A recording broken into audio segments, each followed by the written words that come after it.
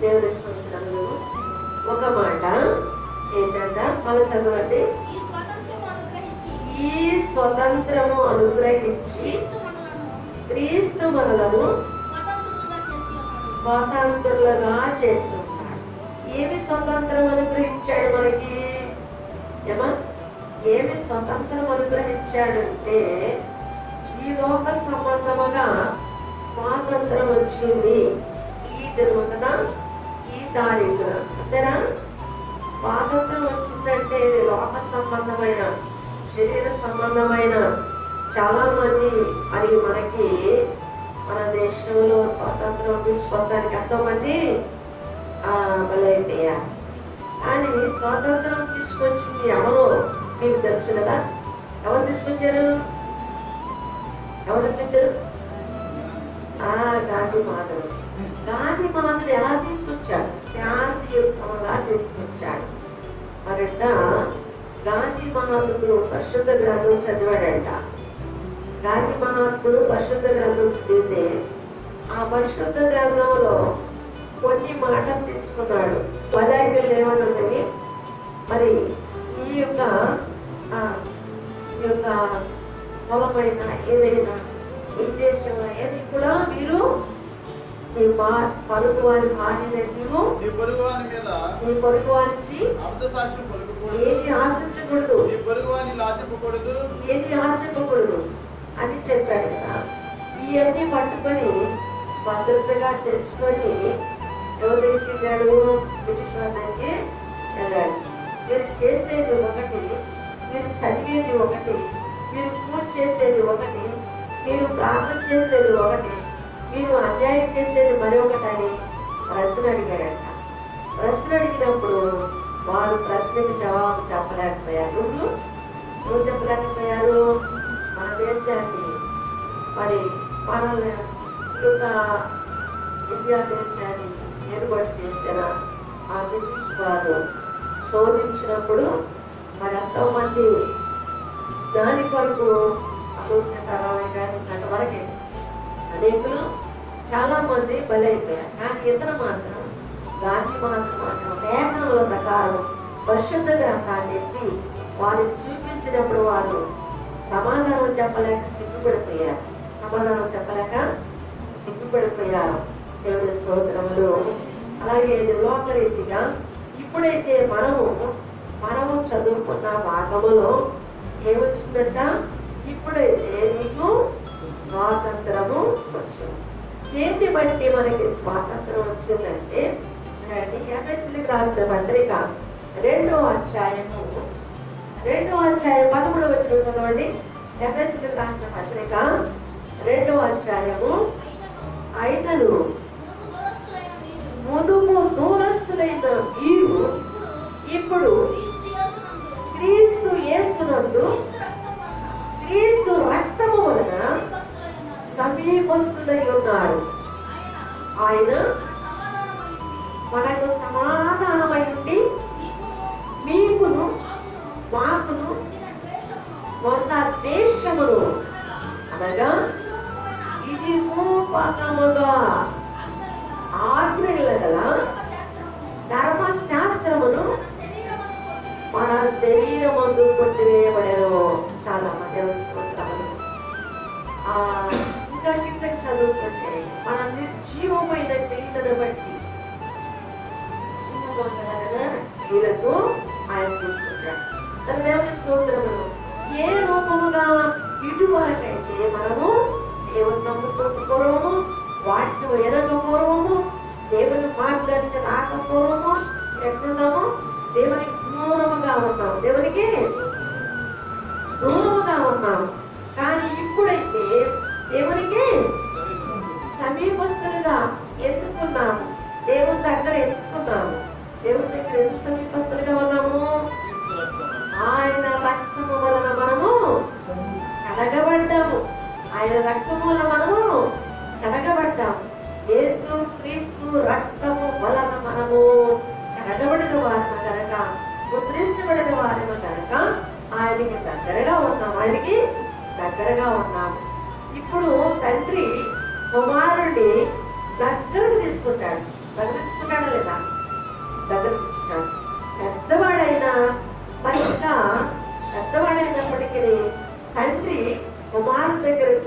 చేసినప్పుడు తండ్రికి ఎంతో ఎంత ప్రేమ, ఇష్టము కనుక దేవుని స్తోత్రములు చూడండి. అదే ద్వితీయోపదేశకాండములో 12 అధ్యాయములు 9వ వచనంలో కూడా ఒక మాటను చదవండి. ద్వితీయోపదేశకాండము 12:9. నీ దేవుడైన యెహోవా నీకిచ్చుచున్న విశ్రాంతిని స్వాస్థ్యమును మీరు ఇది వరకు పొందలేదు. మీరు పొందలేదు. మీరు యోర్దాను దాటి మీ దేవుడైన యెహోవా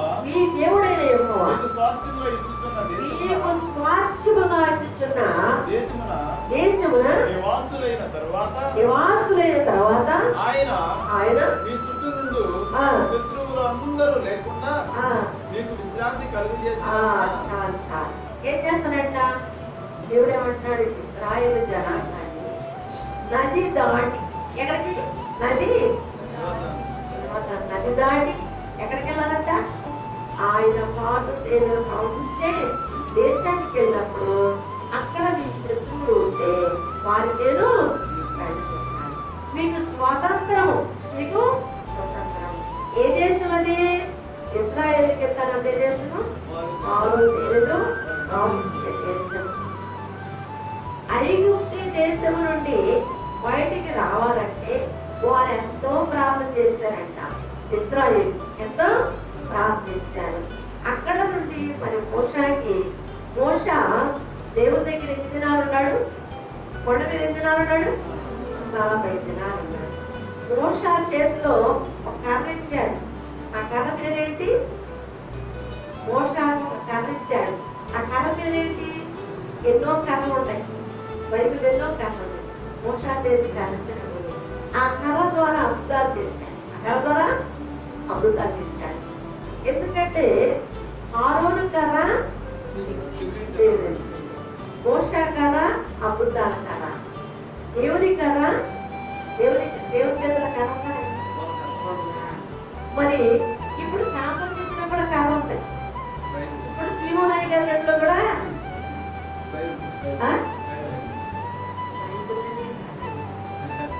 కర్ర అంటే కాపరి కాసేది ఏం కదా? కర్ర అంటే అర్థం అంటారు.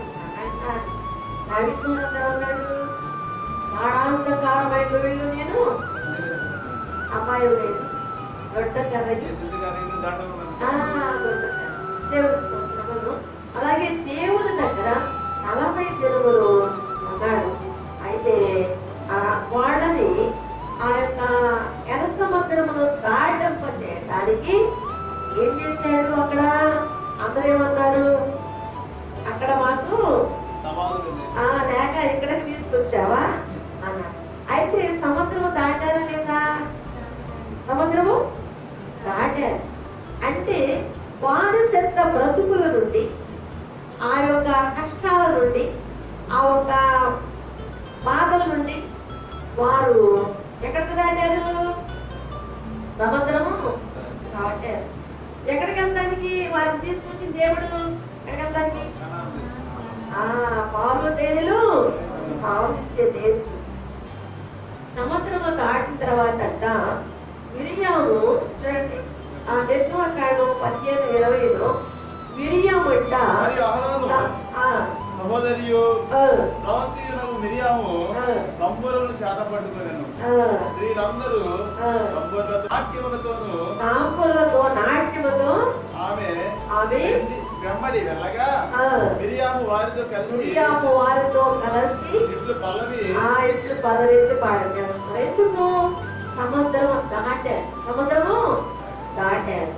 మరి కదోములు శత్రువులు దాటారా? వారికి వచ్చే శత్రువులు దాటారా? దాటరా. వీరు దాటారు, సముద్రాన్ని దాటారు కనుక ఆ సంతోషం పట్టలేక మిరియాము ప్రవక్త్రి. మిరియాము ఎవరికి అక్క? మోషాకి అక్క కనుక ఆమె ప్రవక్త్రిగా ఉన్నది. సైన్యానికి ముందున్న కనుక ఆమె తనతో తీసుకొని పనులెత్తి పాట పాడింది. యెహోవా గానము చేయమనే పాట పాడింది. దేవుని స్తోత్రములు. అయితే ఎర్ర సముద్రంలో దాటారు. ఎర్ర సముద్రంలో దాటిన తర్వాత దేవుడు వారికి ఎన్నో షరతులు పెట్టాడు. ఎన్నో ఎన్నో ఎన్నో వాగ్దానం చేశాడు. కానీ వారు దేవుని విసిగించారు. అది చూడండి, కాండములో 31వ అధ్యాయములో మరి కొన్ని మాటలు చదువుకున్నాం. చూడండి 31:23 వచనములో ఒక మాట చదవండి. మరియు యెహోవా నూను కుమారుడైన యెహోషువకు ఇలా సెలవిచ్చెను, నీవు నిబ్బరము కలిగి ధైర్యముగా ఉండుము. నీవు ధైర్యముగా ఉండుము. నేను ప్రమాణపూర్వకముగా వారికి ఇచ్చిన దేశములకు ఇశ్రాయేలును తోడుకొని పోవలేను. నేను నీకు తోడయ్యి ఉంటాను. ఏ దేశానికి వెళ్ళాలి? కానాను దేశం వెళ్ళాలి. ఆ కానాను దేశము ఏమున్న దేశంలో పాలు తేనెలు ప్రవహించే దేశం. అది దేవుని దేశము. అది ఆహారం ఉండే దేశము, రొట్టెలు కలిగిన దేశము. మరి అంత దేశాన్ని వారికి ఇస్తారంటే వారేం చేశారయ్యా? ఇశ్రాయేలీయులకి చూడండి, వంటనాహారం పెట్టాడు, భవనం నిర్మించాడు. 40 సంవత్సరాల కాలం చెప్తాడంట. ఒంటి మీద వస్త్రము తిరగదంట. మరి 40 సంవత్సరాలు కాలం చెప్తే కదా ఈ యొక్క ఇశ్రాయేలీయులు దేవుణ్ణి ఏం చేశారు? చూడండి, వాళ్ళు ఏం చేశారు? దేవతలకు తమ పితరులు భయపడని దేవతలకు బలి అర్పించేది.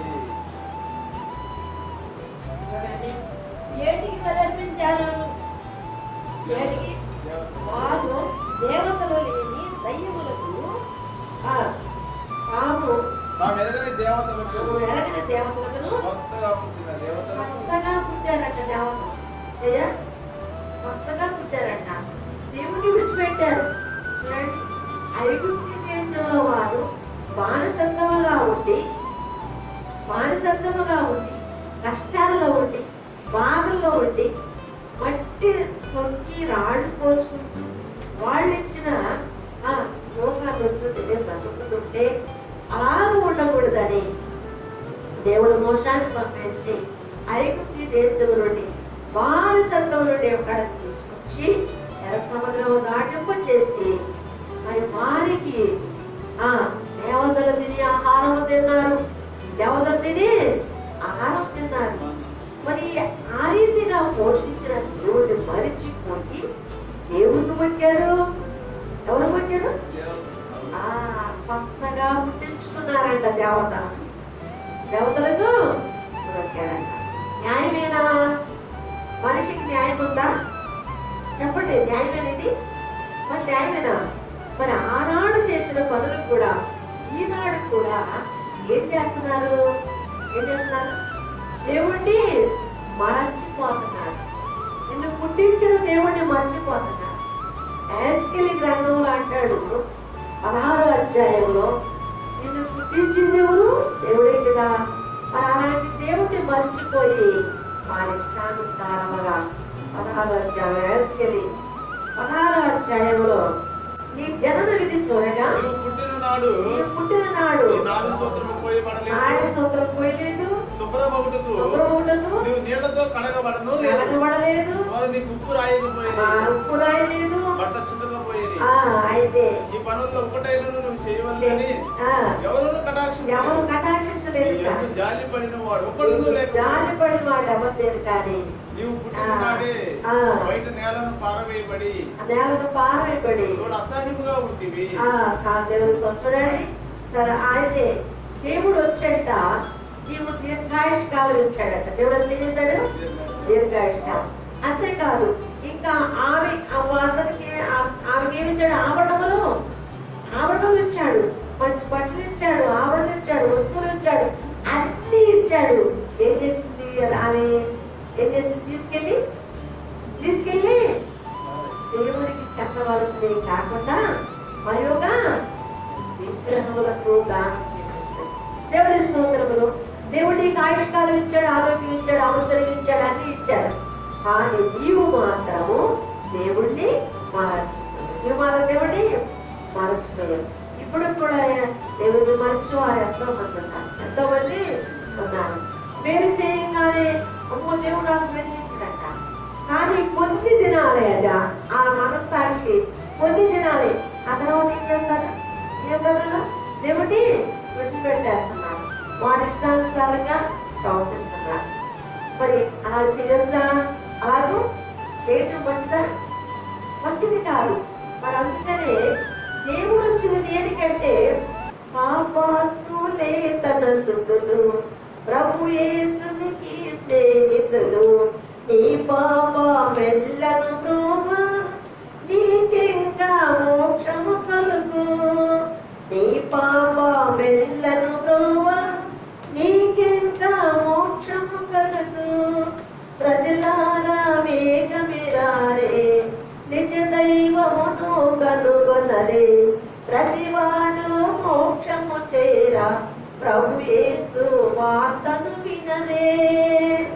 ప్రజలారా రండి, ప్రజలారా రండి, ప్రయాసపడి భారం మోసుకున్న సముద్రులారా మీరు రండి.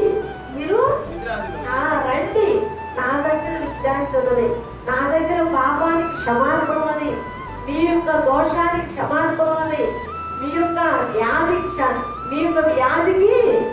స్వస్థత ఉన్నది అని దేవుడు తెలుస్తుంటే మనుషులు ఏం చేస్తున్నారు? వారి ఇష్టానుసారముగా ప్రవర్తిస్తున్నారు, కానీ దేవుని దగ్గరికి రావటం లేదు. దేవుని దగ్గర పొందడానికి ఎంతో బాధకరము, ఎంతో బాధకరం. కొంతకాలం ఎంతో బాధకరం. మరి ద్వితీయోపదేశకాండము 18వ అధ్యాయము 13వ వచనములో 18-13లో ఒక మాట చదువుకున్నాం చూడండి. 18-13లో నీవు నీ దేవుడైన యెహోవా యొద్ద యథార్థపరుడవై ఉండవలెను. నీ దేవుడైన యెహోవా యొద్ద యథార్థపరుడవై ఉండవలెను. యథార్థపరుడవై ఉండవలెను. నీవు స్వాధీనపరచుకొనుకోము జనములు మేఘ శకునములను చెప్పువారి మాటను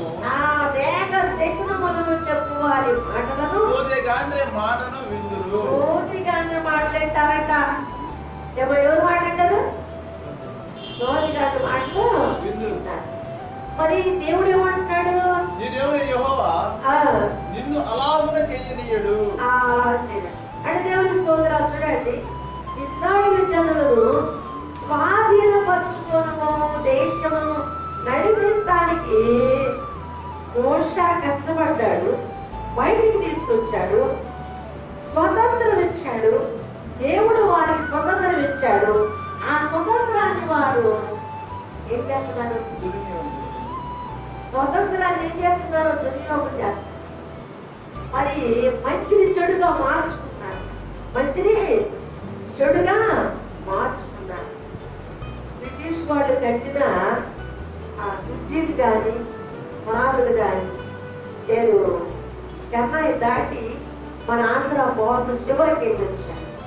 అక్కడ 4000 సంవత్సరాల కట్టిన 400 సంవత్సరాల కట్టిన మందిరాలు ఉన్నాయి. ఆ మందిరాలకు మళ్ళీ పునాది చేసి అదే మందిరాలను వాళ్ళు కట్టుకున్నారు. అయితే వాళ్ళు కట్టిన మందిరాలు ఎలా ఉన్నాయంటే బాగా స్టాండర్డ్గా ఉంది. వారు కట్టిన ప్రతి ఒక్క ఆసుపత్రికి కూడా స్టాండర్డ్గా ఉంది. మరి లేకపోతే బ్రిడ్జీలు కూడా చాలా స్టాండర్డ్గా ఉన్నాయి. ఇప్పుడు మన ఆంధ్ర వాళ్ళు కట్టే బ్రిడ్జీలు ఎన్ని సంవత్సరాలు ఉంటాయి? 10 సంవత్సరాలు ఉంటాయి. 10 సంవత్సరాలు ఉంటే తెలియాలి. ఎందుకు?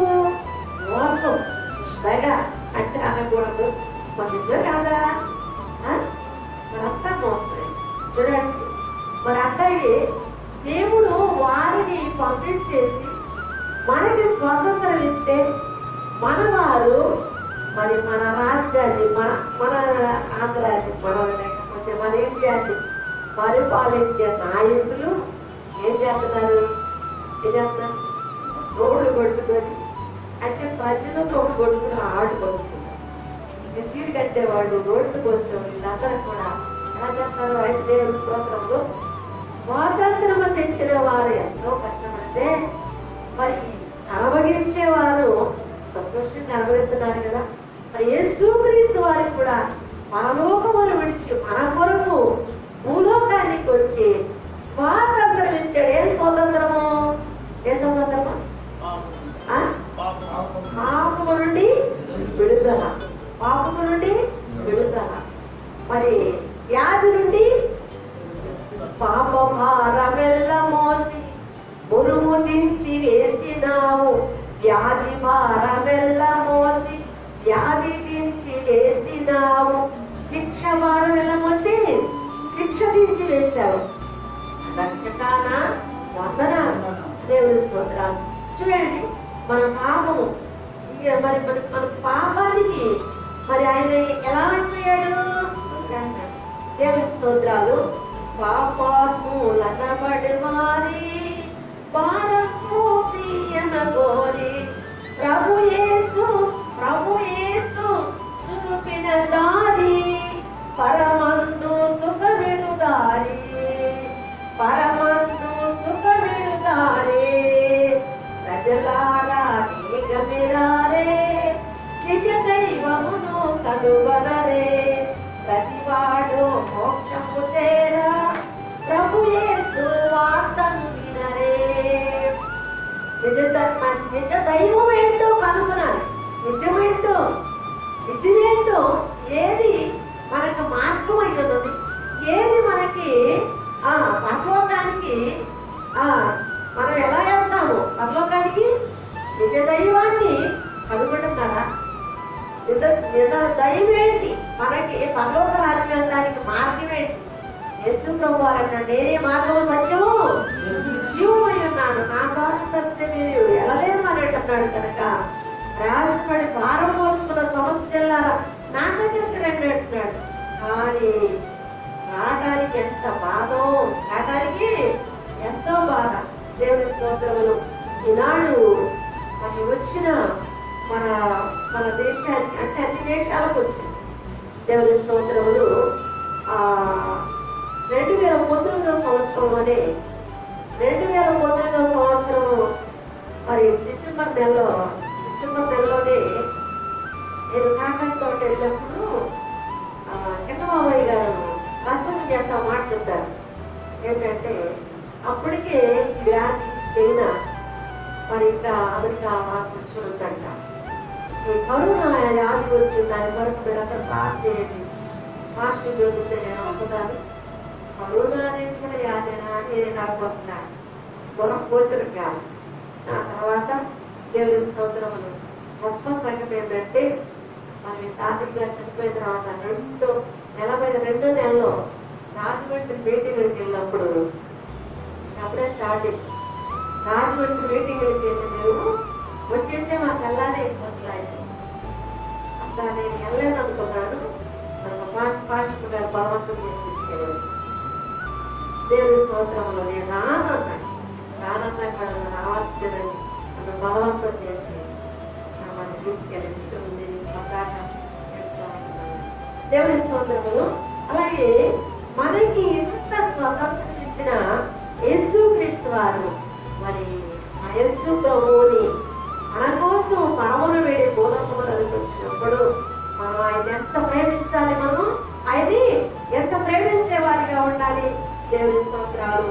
మరి ఒక మాట చదువుతాను చూడండి. దేవుని స్తోత్రములు. ద్వితీయోపదేశకాండము 12వ అధ్యాయము 19 వచనం చదువుతున్నాను చూడండి. ద్వితీయోపదేశకాండము 12. నీవు నీ దేశములో ఉన్న ఈ దినములన్నిటిని లేవీయులను విడవకూడదు. నీ దేవుడైన యెహోవా నీకు ఇచ్చిన మాట చొప్పున సరిహద్దులను విశాలపరిచి తరువాత నిత్యముగా మాంసము తినగోరి మాంసము తినేది వరకు. చాలా దేవుని స్తోత్రాలు. మరి దేవుడు ఇశ్రాయేలు జనులకు ఆనాడు మరి ఐగుప్తు దేశం బానిసత్వం నుండి విడిపించి ఏమిచ్చాడు వారికి? పాలు తేనెలు ప్రవహించే దేశాన్ని ఇచ్చాడు.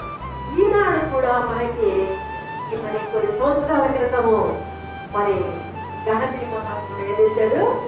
స్వాతంత్రం తీసుకొచ్చాడు భూలోకం అంతటికి. మరి ఆయన యేసుక్రీస్తు వారైతే ఆయన యొక్క ఆ ఏప్రిల్ రాసిన పత్రికలో ఎవరంటే మేకల రక్తమూలను, ఎడ్ల రక్తమూలను, గొడ రక్తమూలను, పాప ఏ రక్తమూలను పాప విమోచన లేదు కానీ ఏదైనా ఎడ్ల యొక్కయు మేకల యొక్కయు రక్తము పాపము తీసివేయట అసాధ్యము కానీ క్రీస్తు రక్తముతో నీవు కడగబడినప్పుడు, నీవు ముద్రించబడినప్పుడు నీ పాపాన్ని తీసివేసే దేవుడు, పాపిని రక్షించే దేవుడు యేసుక్రీస్తు వారు. పాపిని రక్షించాడు, పాపాన్ని చంపేశాడు, పాపాన్ని ఖండించాడు, పాపిని రక్షించాడు. కానీ ధర్మశాస్త్రం అయితే యేసుక్రీస్తు వారు పుట్టక పూర్వం అయితే పాపిగానే చంపేసేయాలి. పాపం చేసినోడు సిలివేయాలి. అయ్యా పాపం చేసినోడు ఏం చేయాలి? సిలివేయాలి. వ్యభిచారం ఏం చేయాలి? రాళ్ళతో కొట్టి చంపాలి. కానీ యేసుక్రీస్తు వారు పుట్టిన తర్వాత పాపిని రక్షించాడు, పాపాన్ని చంపేశాడు. మరి అంటే స్వాతంత్రము పాపికి ఎవరిచ్చారు? యేసుక్రీస్తు ఇచ్చాడు. ఈ పాపము పోవా. మరి యేసుక్రీస్తు వారు భూలోకానికి వచ్చాడు మన పాపాలను అడిగివేయడానికి. దేవుడి స్తోత్రాలు.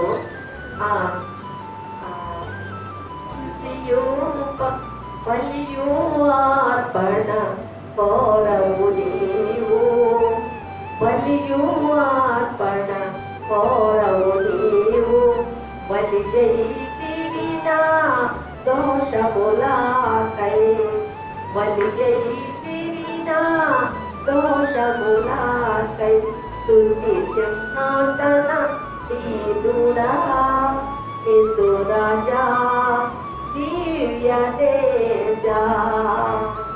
దేవుడి స్తోత్రములు. ఏ కులం వారైనా, ఏ మతము వారైనా, ఏ జాతి వారైనా, ఏ రక్తం వలన?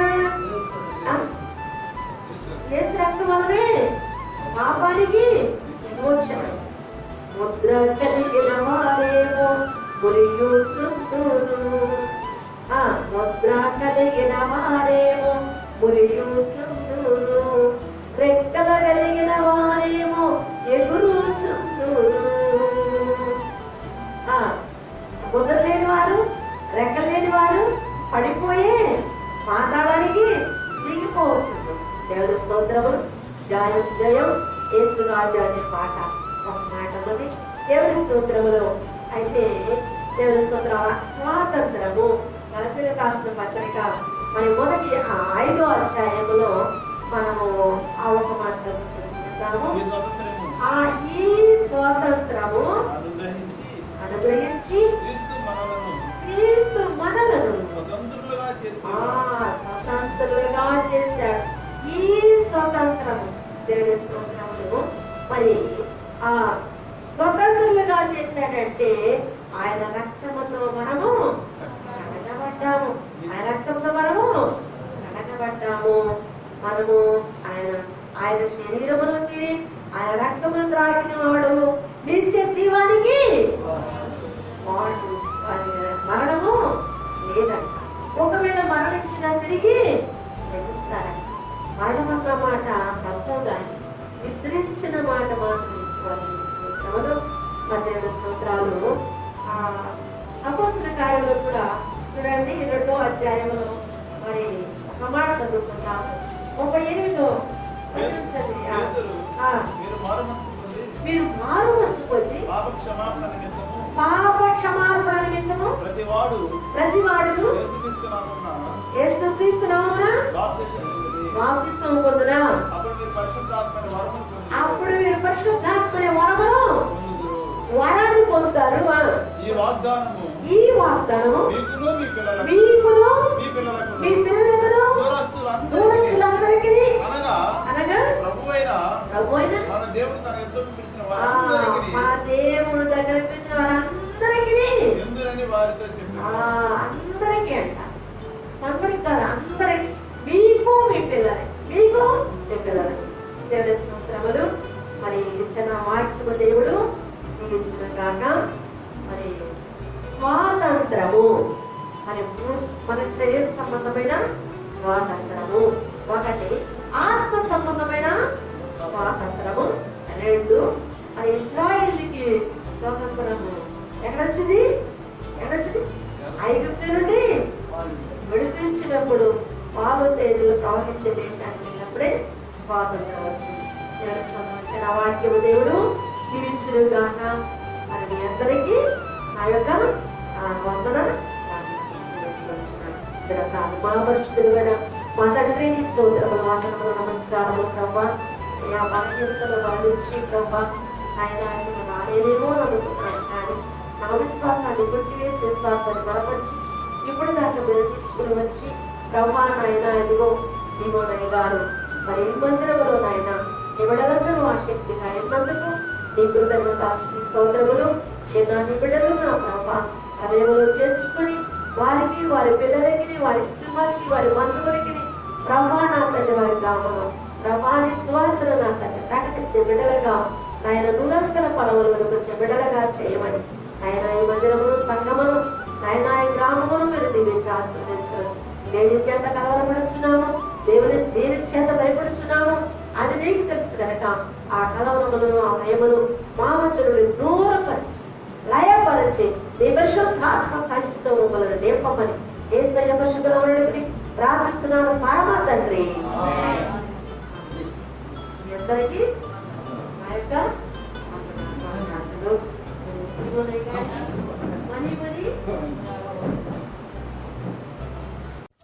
మా చిరునామా జియాన్ మినిస్ట్రీస్, ప్రకాశం జిల్లా, చీరాల మండలం, బోయినవారిపాలెం రైల్వే గేటు దగ్గర.